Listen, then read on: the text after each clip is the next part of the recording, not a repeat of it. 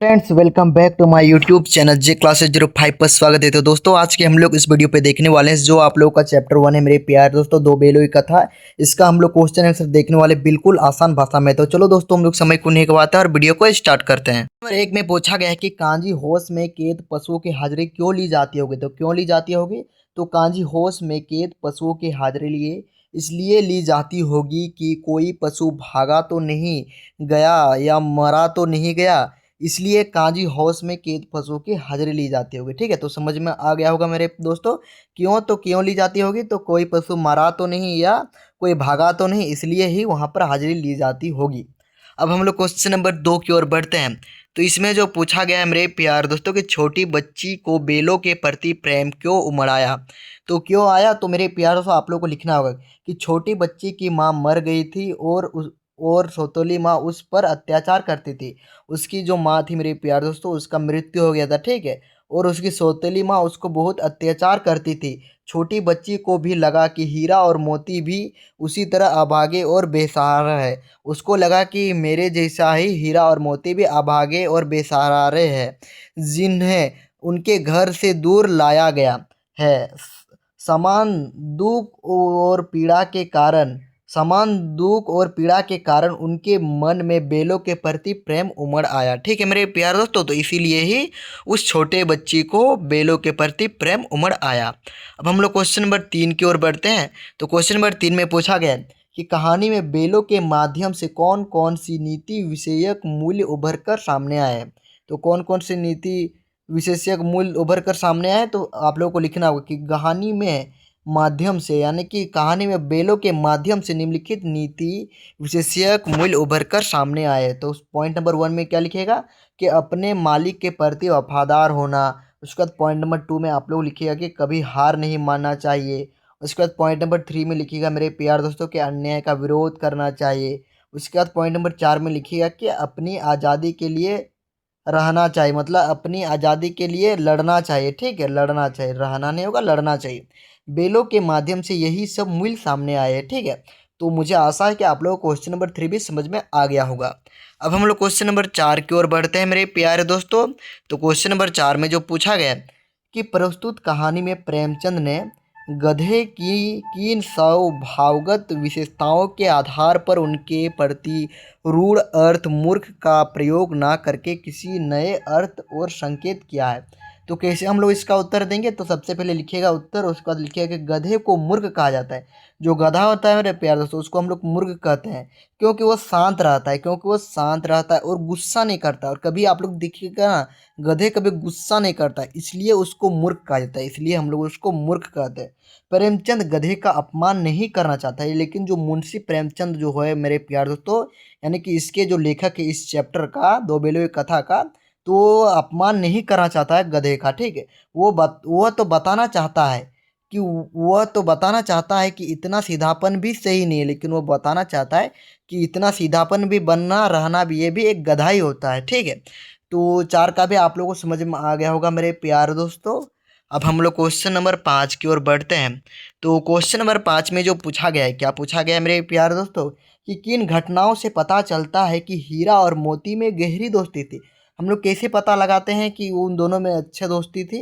तो इस चैप्टर को पढ़ना होगा हम लोगों को। ठीक है, उसके बाद हम लोग इसका उत्तर कैसे देंगे? तो इसके लिए निम्नलिखित कारण थे। तो क्या क्या कारण थे? कि दोनों एक साथ खेलते कूदते थे, मतलब जो हीरा और मोती जो थे वो दोनों एक साथ खेलते कूदते थे, दोनों का दोस्ती बढ़ गया था। और दोनों का जो दोस्ती जो था ना मेरे प्यार दोस्तों, वो बढ़ गया था। और मुसीबत में एक दूसरे का साथ देते थे। और जो हीरा और मोती जो थे ना मेरे प्यार दोस्तों, वो मुसीबत में एक दूसरे के साथ देते थे और इशारों में बात करते थे, और जो इशारा करके वो अपने बात को बताते थे दोनों में। ठीक, उसके बाद पॉइंट नंबर 5 में लिखेगा कि हर सुख दुख में साथ रहते थे।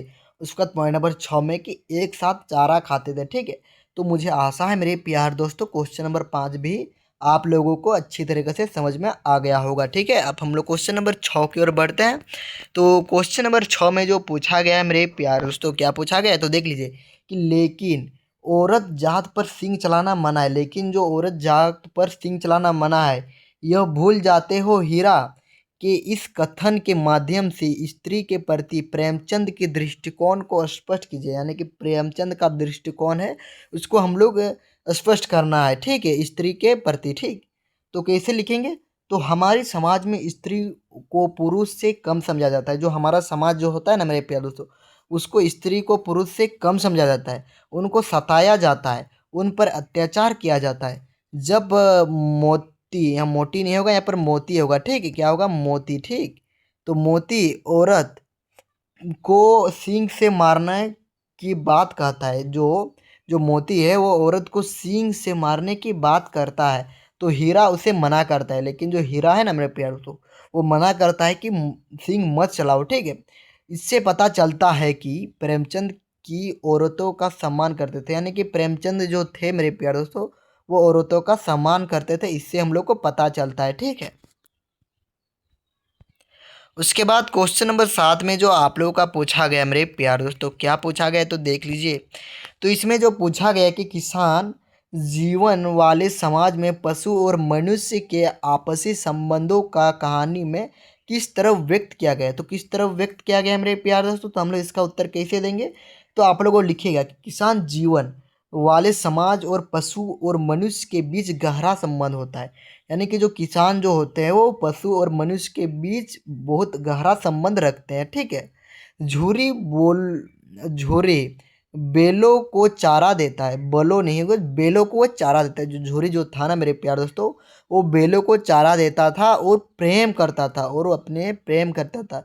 बदले में हीरा और मोती भी मन लगाकर काम करते थे। ठीक, और बदले में जो हीरा और मोती जो थे मेरे प्यार दोस्तों, दोनों बेल, तो वो मन लगाकर काम करते थे और खेतों में जाकर हल जोतते थे, और बहुत ही अच्छे तरीके से वो दोनों काम करते थे। ठीक है, तो दोस्तों ये वीडियो आप लोगों को अच्छा लगा तो लाइक करें मेरे प्यारे दोस्तों, लाइक कमेंट और सब्सक्राइब जरूर करें। ठीक है, ताकि मैं इसी प्रकार आप लोगों को चैप्टर 1 ये हो गया, आप लोगों के लिए चैप्टर 2 भी बना सकूँ जल्दी से जल्दी, और आप लोगों का जितना सारा हिंदी का चैप्टर है जल्दी से जल्दी बनाने का मैं प्रयास करूँगा। ठीक है, बस आप लोग इस वीडियो को ज़्यादा से ज़्यादा शेयर कर लीजिए। ठीक है, और अपना सपोर्ट दिखाए, और आप लोग कमेंट कीजिए कि हाँ सर हमको अगला चैप्टर 2 भी प्रोवाइड कीजिए, तभी मैं आप लोगों के लिए मैं वीडियो बनाने का प्रयास करूंगा। ठीक है मेरे प्यारे दोस्तों, और आप लोगों को कुछ पूछना है तो आप लोग कमेंट में कुछ भी पूछ सकते हैं कि सर हम लोग को दूसरा सब्जेक्ट का भी तैयारी करवाई, तो मैं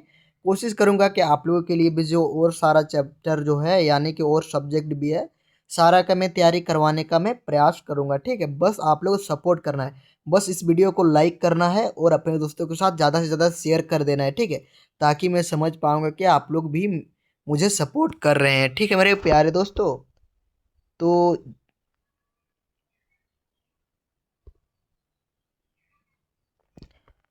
जय हिंद दोस्तों, वंदे मातरम।